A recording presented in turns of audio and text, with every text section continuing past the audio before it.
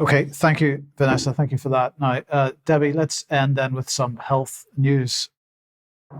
Yeah, well, actually, before we come to the health news, although I did want to know why this had happened, I was watching the news when there was no communication between Gaza and the WHO, the United Nations, and emergency agencies. So I wrote to the BBC, to Tim Davie, Freedom of Information, to ask him how come his reporter, Rashid Abdullouf, was actually managing to report from Gaza when there was apparently no communication at all. I wrote the Freedom of Information there, you can see, and I've received a reply. And the reply basically, in short, says that my request falls outside of the scope of the BBC, of the Freedom of Information. So they're not able to give me the information. They don't need to give me the information. And actually, there's no right for appeal. So the letter ended. I mean, please go and you can read the whole thing there, but basically I was refused. And it says here the BBC does not offer an internal review. So if I want to challenge this, I have to go straight to the Information Commissioner's Office. Jumping on then to the MHRA, I'd like to say thank you to Russell, one of our amazing viewers, who I'm actually going to have some more contact with, who sent me this from the MHRA in a blog. They're hiring some inspectors for the compliance team for good pharmacovigilance practice. But you know what? No previous experience is needed in a variety of backgrounds. If you fancy applying, maybe I will, maybe I should. Anyone can apply. So it's a free-for-all. Very concerning considering its pharmacovigilance. And then last week, there was a front page article in the Telegraph, and I took a screenshot of the copy I bought, AZ to be sued over defective vaccine. This was talking a lot about the vaccine injured and those that are bereaved that were taking legal action.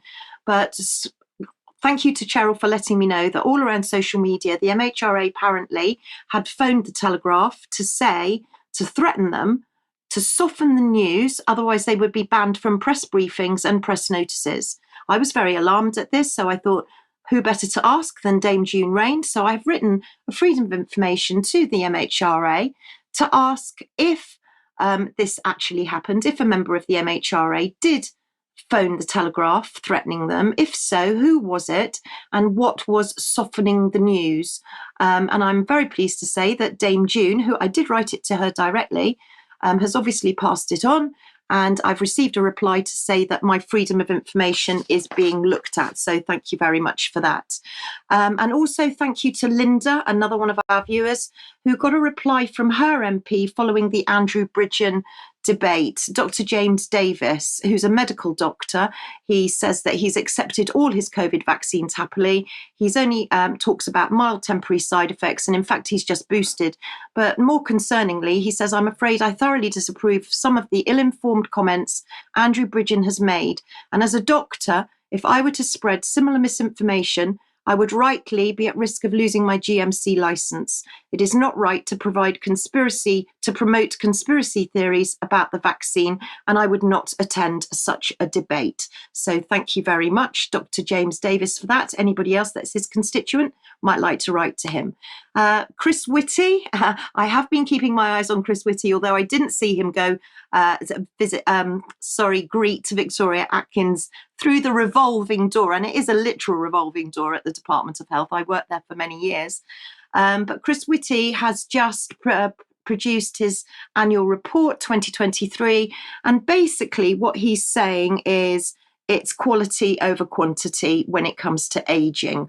And his whole report is about aging. And I've just taken one screenshot from a graph that he's put into his report, which shows the UK in 2021 and the UK in 2043. And as you can see, the darker bluer it gets, the higher percentage of population aged 75 and over. So you can see where this is going, can't you? And my last bit on this segment is Palantir, and Ben has spoken about Palantir, as have I, who want to take over our NHS data for the NHS Federated Data Platform.